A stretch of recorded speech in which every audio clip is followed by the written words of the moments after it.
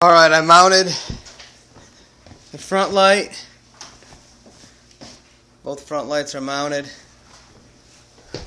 I'm in the process of running the interior light here. I ran the cables around through there, up here, to the battery box. And this cable is already hooked up through here. And if I can fish it out here, yeah. This lower one is going to come through here, and I'm going to put it through the bottom of the battery box. Pull it tight.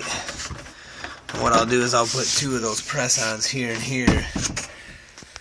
And then my white lights are going to go right here. And the reason why I'm locating them there is so when they're on, I'll also have light on my fishing poles, so I'll know where they're at quick. And they're also going to be a double as well as the aft lights in the rear.